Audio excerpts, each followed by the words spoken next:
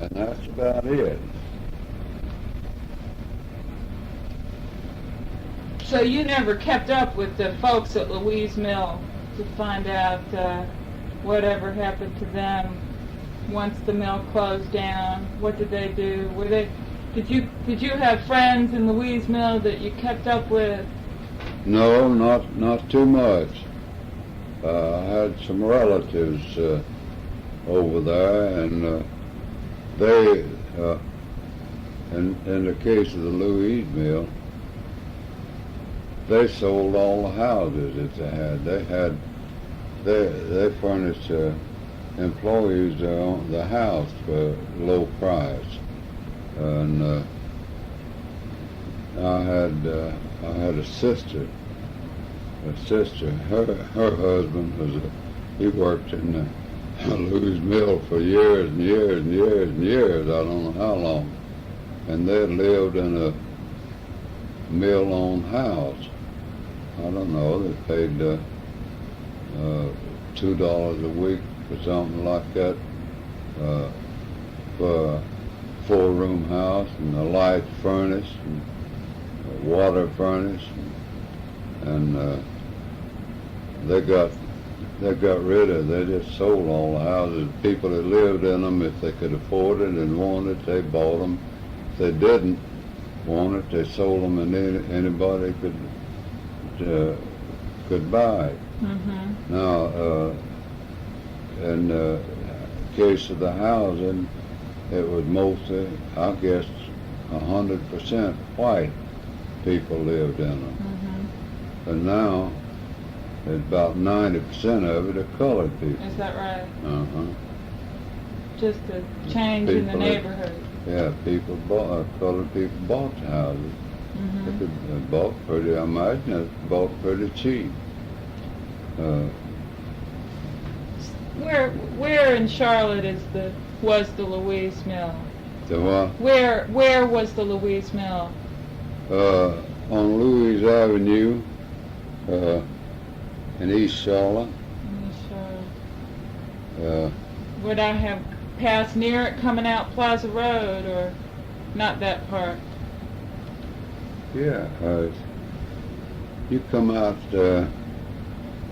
Plaza. You come out to Plaza Road Extension, then right straight on out. Well, you passed coming out. You passed. It was on your left. Is that right? You know where you come under the railroad over there after you left Central Avenue? Mm-hmm. Come out Central Avenue and come down the hill under the railroad and then come up over a railroad. Mm-hmm. Well, now that spur run back into the Louise Mill. Uh-huh. Uh-huh. That is the Louise Mill right there. Around Plaza Hills area. They got all kind of industry in there now. There's I don't know. Let's see what. See if I can remember one thing that's in there. There's different companies that went in and got rented, leased, or rented a portion of it to suit their needs. Mm-hmm. And it's not a mill anymore. Mm-hmm. They moved all of the machinery has been moved out of it. I guess so for junk, because it was old machinery. They had old Draper looms in there that'd been in there for years and years and years. I don't know how many years. That's what you wove on, was a Draper loom? Yeah. Uh-huh. That's what most of the looms were. But that's all there was there at Louise. Now some they got Draper, Crumpton Knowles, and Jackert, and right. The different about I guess four or five different kind of looms. That jacket looms weaves instead of having a batten, it's got pattern cards up over top and long cords like hang down, and with a metal tip on the end of it, and this the threads from the warp run through an eye on each one of those needles that hangs on the end of those cords, and they put a pattern card in there that lets certain cords drop down and weave a flower part of pattern or whatever the pattern they want. It's not just a plain piece of cloth. Comes up a piece of lace or something like that. Right. And of course, in this Crumpton Knolls, they're the big old looms that they weave woolen blankets and stuff like that on. 100 and I don't know how long they are there.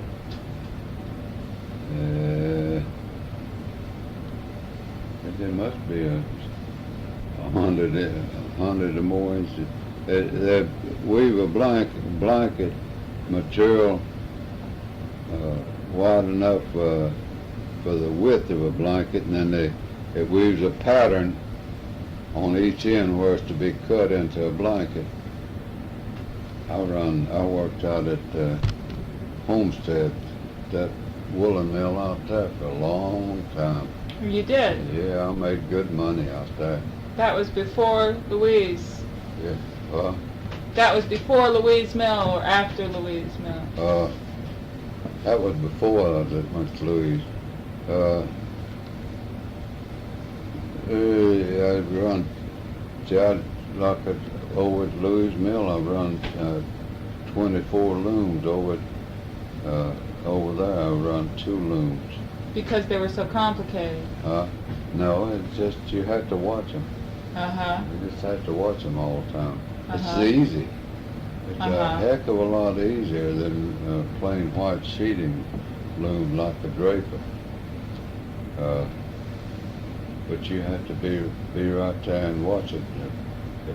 If the thread breaks in it, well, you got to get it right then. Or else. In other words, they expect you to turn out a piece of material perfect to make a blanket when they cut it in the pattern, put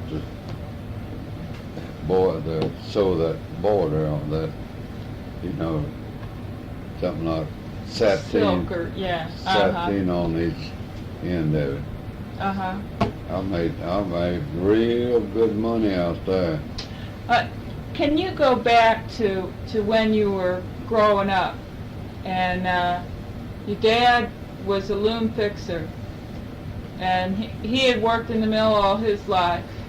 Is that right? Yeah. And your mom, I guess he had met her in the mill too, and she worked. Did she work all the time you were growing up also?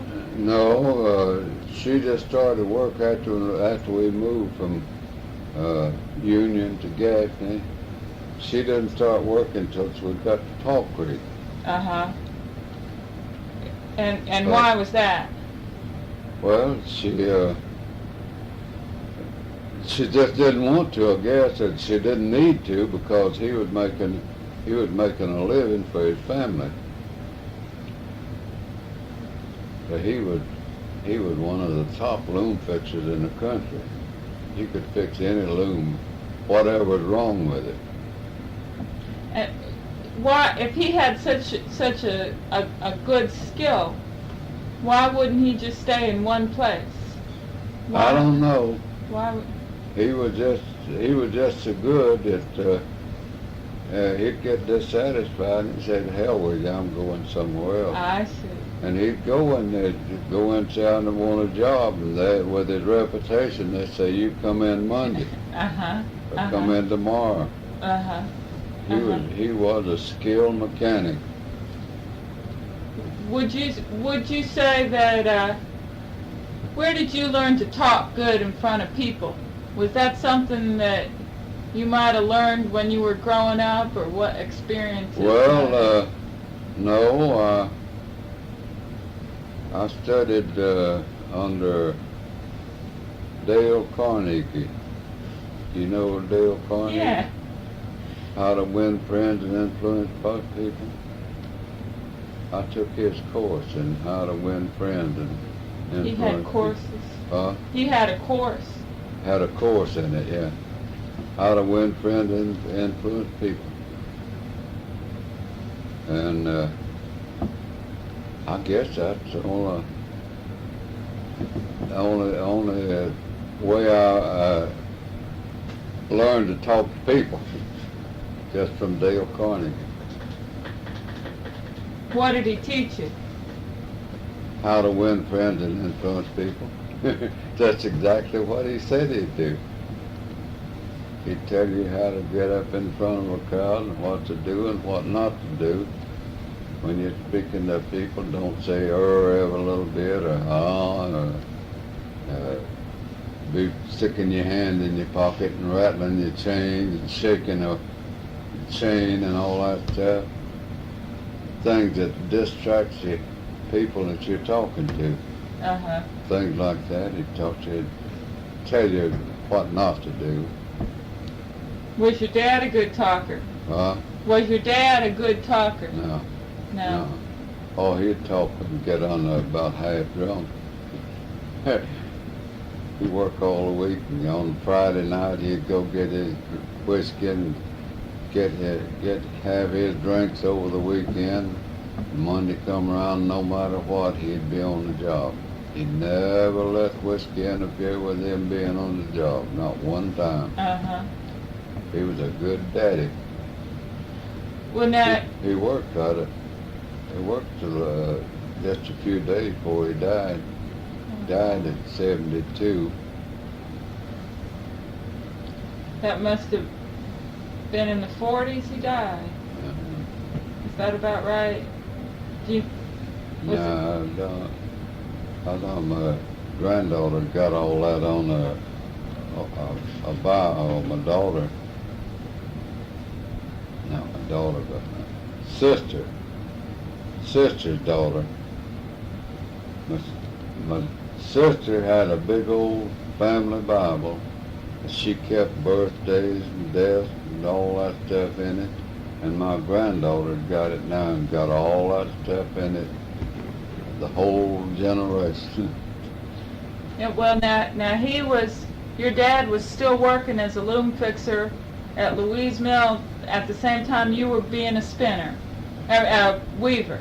Yeah. That's right. And even after you left, he kept on working there. Is that right? After I left. Uh-huh. Yeah. He stayed on. He worked on there until he died. Uh-huh. Uh-huh. So what did he think about you going around trying to organize all these unions? It didn't matter to him one or the other. He didn't care. No. Did he join? Yeah. Had no problem to sell him. How about your mom? No, she didn't join. Why not? No, she didn't join. She quit work.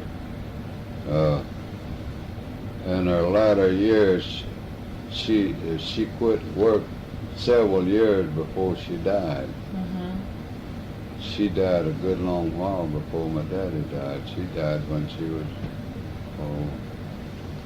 I guess she died 5-7 years before my daddy died. Mm-hmm. When you were young, you went into the Navy for a year during the war. Yeah. And then when you were finished, you came back and picked up your job right where you left off. Louise Mill, yeah. And they said, "Welcome back. We're glad to see you." Yeah. And that was 1919, I guess, right after the war. And a lot of things happened in Charlotte right around then. Do you remember? There were a lot of labor troubles all over the country in 1919. And there were some in Charlotte, too. But I never could tell whether they had anything to do with the mills.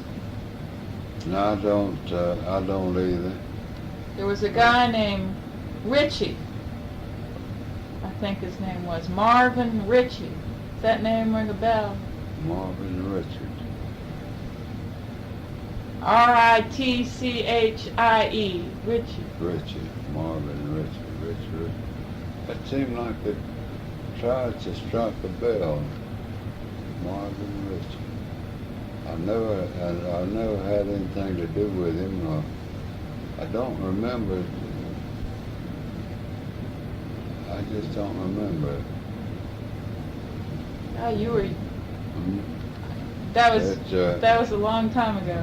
It's the name almost strikes a note in my mind, but I can't get it what it's all about. He was a lawyer who decided that he would personally try and do something about conditions in the textile mills in the Charlotte area. But I could never tell whether it came to anything or not. I can't get him placed in my mind in any connection whatever. I guess I would have known about him. Marvin Ritchie.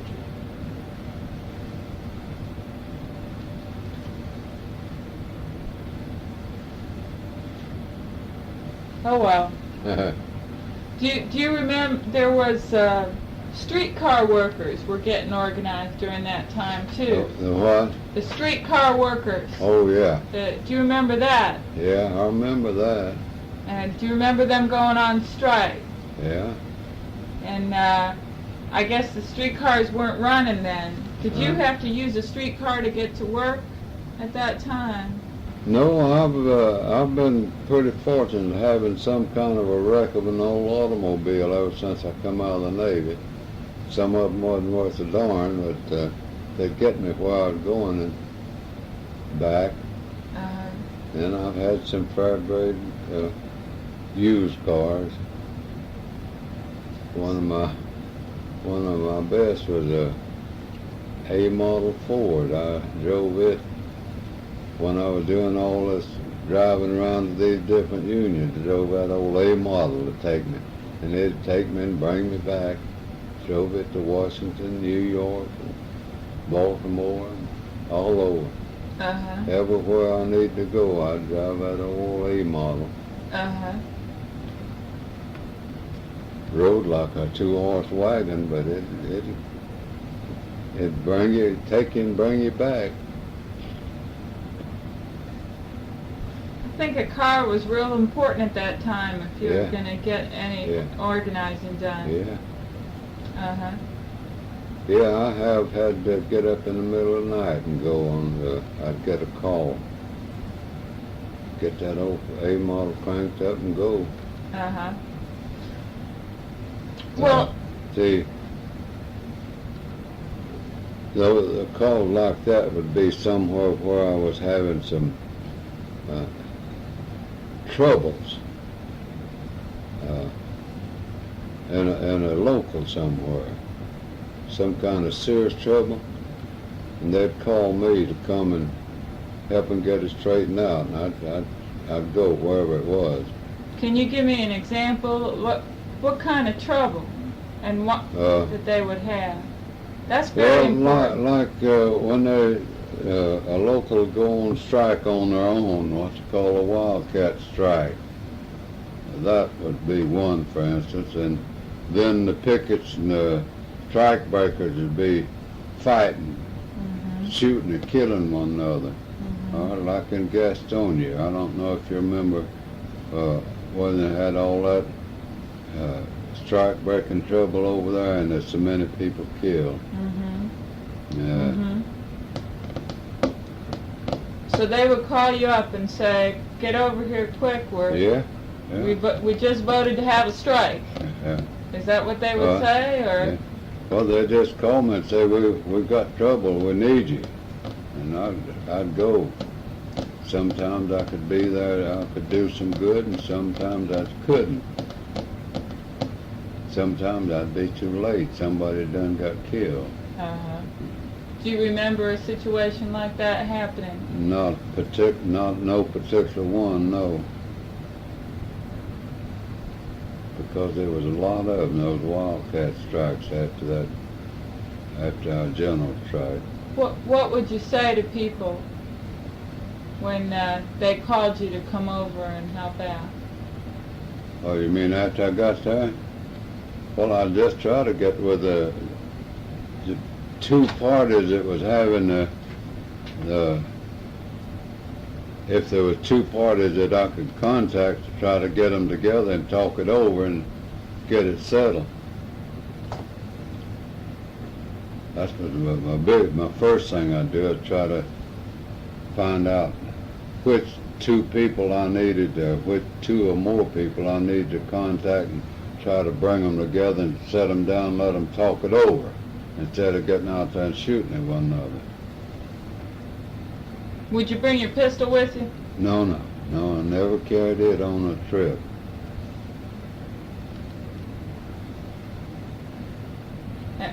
What would get, so one guy, they're fighting with each other because one guy wants to go in and work and the other guy wants to prevent him from going into work. He'd be on a picket line trying to keep him from going in. Yeah, so you sit them both down and what do you say? And what do they decide? Well, sometimes I'd get them to agree on something and other times I wouldn't. It was not even a 50-50 break on it. Did you have a title? Did people know you as an organizer? Were you getting paid money by the union, or everybody just knew to call you because? No, the union didn't pay me anything. Yeah. I was doing it because I wanted to help people and get better working conditions. So you put in all this volunteer time and effort. What made you want to do something like that? I just knew what the conditions that the people were working under. Coming to work, some of them coming to work at 5 o'clock in the morning, going to work, getting off at 5 in the evening, and not making enough to buy their groceries hardly, and I just didn't think that was right.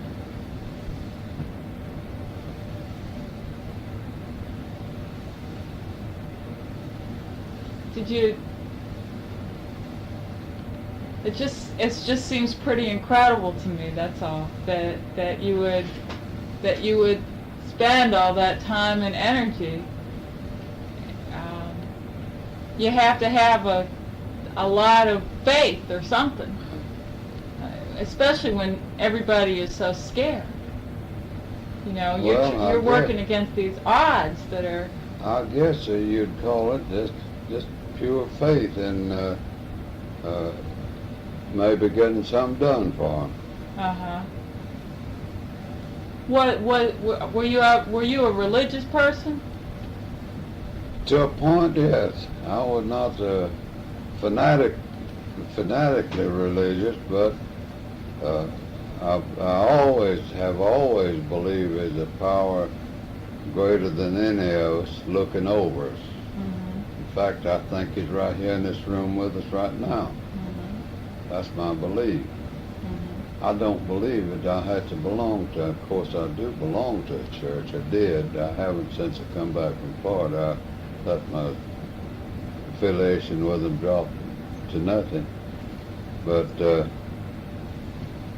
I just don't, I'm not one of these people that believe that it's absolutely necessary for you to belong to a church, to go to church every time they have a meeting and every time they pass a plate, put something in it, and do everything they say do. I think if you got the right kind of faith in that person, I think is right here in the room with us now, that is not necessary.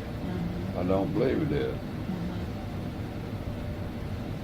Was that something that you would say was involved in your work, or it was just a desire to do something right? When I was coming up, my mother was very religious.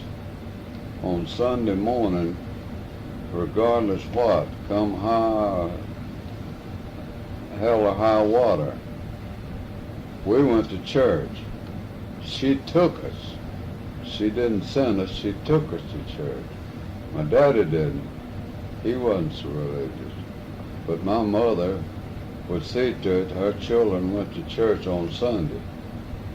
Regardless, she'd get us up, and those of us that couldn't do our own dressing, she'd dress us.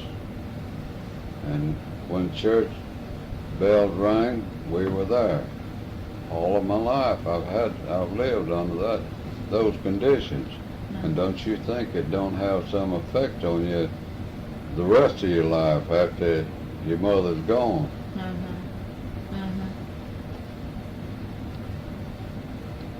No, I firmly believe in God, and I don't care what the preacher says. I think that present day preachers is a racket.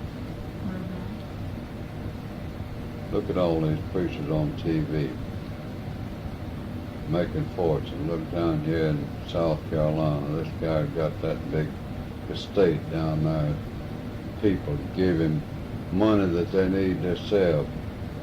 Send people in, send money into these evangelists on TV. I don't believe in that.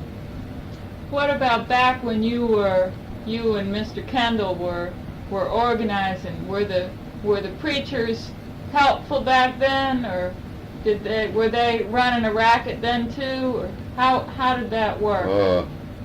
Well, in a sense, I feel that it was to an extent a racket, but not as bad as it is now.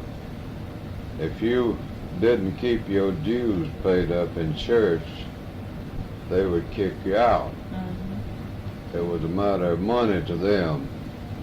So to me, it was, in a sense, it was a racket then. But it's much more that way now than it was then. Were there any preachers that helped people with the union? I don't know of any.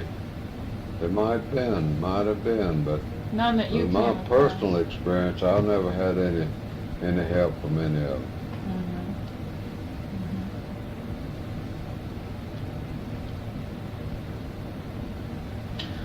Well, I have one other question about the hosiery mills.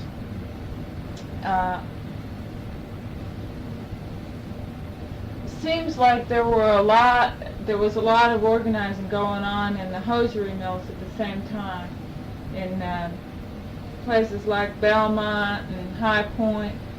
Was that something that you heard about when you were trying to do your work too? Or? No, I had no connection whatever with any of the hosiery mills. Only connection I had, my son-in-law, Walt Lee, lived right across the road, worked in one. Oh, yeah? Out here on Monroe Road. So, but other than that, I never did have any dealings with them at all. So when you were trying to get all the 80% of the people to join, it was strictly in the cotton mills. And right. And when you finally did get a significant number of people join, then did you form a larger organization? Did you have a formal organization formed, or was it just a question of everybody going up to New York? Here's the way it worked. I'd organize, if I got a local organized in a mill, that local would join the United Textile Workers Union in Washington, and they had to pay, the members would pay dues to the local local would pay dues to the main organization, and that was it. Okay. So as far as you know, the locals in Charlotte never got together to form a larger Charlotte-wide... Not local, and no. So it sounds like you went up to Washington more than one time to go to meetings or conferences or that kind of thing? I went to Washington and New York, and we went somewhere one other time. I don't remember now where it was. Greenville? Huh? Did you ever go to Greenville for a meeting? Greenville. Huh. Greenville, South Carolina. No. No. But you went to Washington. Yeah. Did you ever go to Salisbury for meetings? No. Never No. went up to Salisbury? No. But up in Washington, you would sit down and discuss strategy about how many people had joined and did you need more help, and did you ask the National for more help? Would you ask them for send down some organizers? But they didn't have it. I asked for help, but they just didn't have the funds to do it. Uh-huh. Who would you ask? Would you ask Gorman? Is that who you would ask? Yeah. Uh-huh. What kind of a man was Gorman? He was to me pretty honest, decent kind of a fella.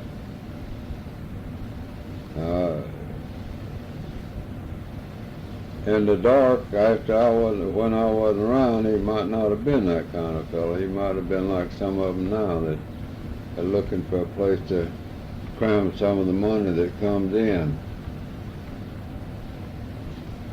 Well, how did you, when you first met him, did you actually meet him the first time that he asked if you would help organize, or you just... No, that come later. That come later. Long time later. So do you remember the first time you met him? No, I don't definitely remember where or when. I know that it was a call meeting, and I believe it was in Washington, one of the trips up there. He had called in all the key personnel to have a meeting to discuss the strategy for getting it ready for a strike. He struck me as fairly kind of an honest kind of a fella. Uh-huh. What did he look like? Was he a big man? No, he wasn't. He was just an average-sized man. He might have been just a shade on the heavy side, but not too much.